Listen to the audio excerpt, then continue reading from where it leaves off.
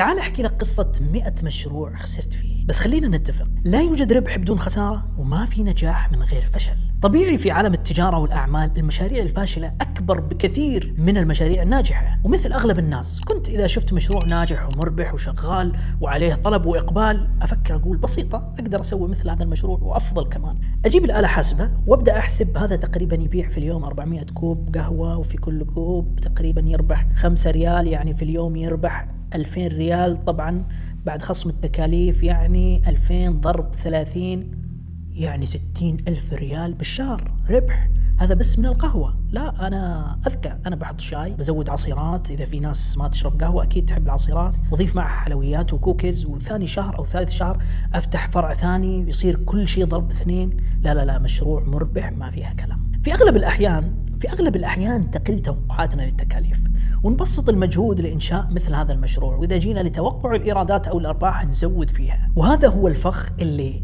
طحت فيه، وهذه كانت البداية.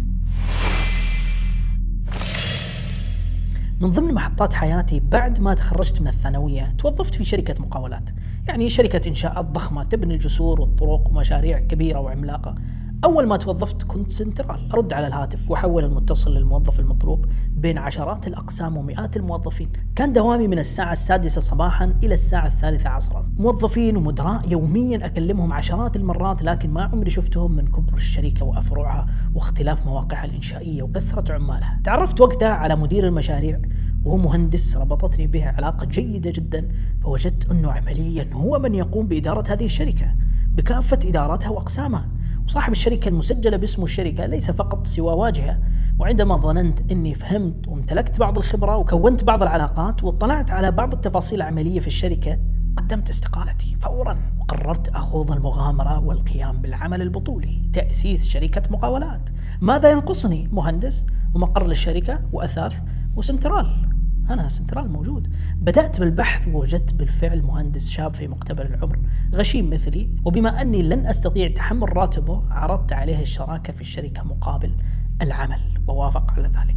إذا ماذا فعلت بالمقر؟ صدمت بالإيجارات المرتفعة اللي ما يستطيع عليها جيبي الصغير ورأس مالي القليل، وبما أن كل ما لدي من رأس مال هو أصلا تجميع لرواتب لعدة أشهر، وبسبب ارتفاع تكلفة الإيجارات قررت آخذ مقر بعيد عن المدينة في أطراف المدينة اللي كنت فيها بإيجار رخيص جدا، لأن هذا كل ما لدي. طيب الأثاث، بحثت هنا وهناك، جمعت بعض الكنبات الممزقة مع مكتب متهالك، وبعد أن استنفذ رأس مالي في تأسيس الشركة ودفع الإيجار، حتى أنه لم يكن لدي قيمة نقل الأثاث إلى هذا المقر البعيد، عندها اضطررت للاستدانة لتصميم وتركيب لوحة الشركة اللي تعبت عليها بالفعل، والحمد لله تم تركيب اللوحة بنجاح.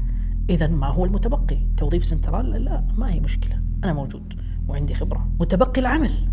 طيب أين العمل؟ لا، ليست مشكلة، ننتظر، نصبر، نبحث. وبعد طول انتظار وبحث وعناء لاح في الأفق بصيص من الأمل. هناك مشروع بسيط جدا سنستلمه، وبعد مفاوضات وأخذ ورد تبين لي أنه لا بد من امتلاك أو تأجير معدات ومواد مسبقة، وتأمينها يحتاج ضعف رأس المال اللي أسست فيه الشركة.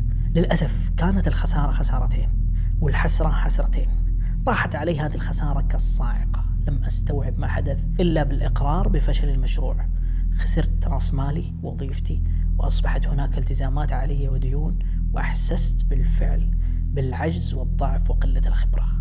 بالطبع كانت لدي بعض مقومات النجاح وبعض الوعود بمشاريع بسيطة على قدي، لكني قمت بمغامرة غير مدروسة وبأخطاء فادحة. هذا المقر اللي أخذته بآخر الدنيا لم يسره أحد، عميل، صديق، زميل، قريب، ولا أحد. وهنا كانت النهاية، فشل المشروع. نعم، فكرة مشروع ناجحة ودراسة وتخطيط خطأ سيفشل المشروع. طيب فكرة مشروع ناجحة ودراسة وتخطيط صحيح وتنفيذ خطأ سيفشل المشروع أيضا. إذا ماذا لو فكرة مشروع ناجحة ودراسة وتخطيط صحيح وتنفيذ صحيح مع شريك خطأ؟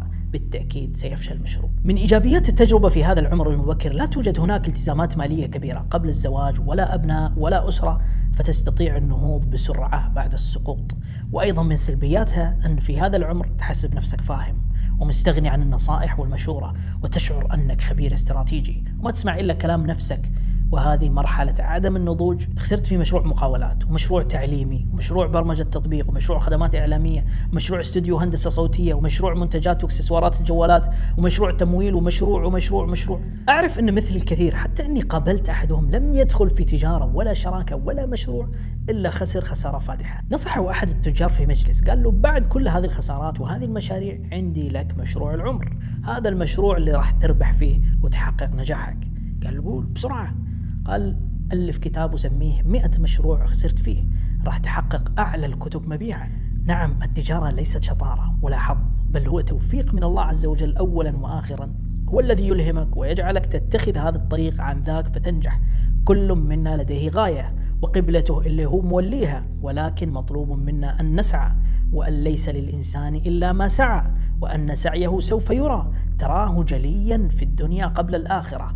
على المرء أن يسعى إلى الخير دائما، وليس عليه أن تتم المطالب. طبعا بعد خسارتي الفادحة وخسارة كل ما أملك، عدت من حيث أتيت، بحثت عن عمل والتحقت بوظيفة، بل بوظائف عدة، ولم يكن يخطر ببالي إعادة هذه التجربة المريرة مرة أخرى. وبمزيد من الاطلاع ومزيد من العلاقات والأخذ بالنصائح والقراءة والمعرفة، أدركت أني لم أفشل، أدركت أني جربت، فهناك تجربة عشتها ولم يكن هناك فشل، فكل تجربة فاشلة هي أقوى مصدر للتعلم الناجح. وعندما أدركت أني لن أحصل على 1 إلا بعد تقديم 99، كررت المحاولات مرات ومرات، ومتى ما أخلصت النية لله عز وجل وتوكلت عليه لا على أحد من مخلوقاته، نجحت. والله ثم والله صادقت رجال أعمال وارتبطت بهم، حساباتهم بمئات الملايين، حينما ظننت في داخلي أنهم ربما يكونوا فرصة وأني سأغتني عن طريقهم، والله ما زادوني إلا رهقا وفقرا على فقر. فقد علمتني الحياة أن كثيرا من الأغنياء يستغلون الفقراء ولا يوفوهم حقوقهم، فهم من ضحكوا عليهم بقولهم القناعة كنز لا يفنى، وهم من اخترعوا مد رجولك على قد لحافك.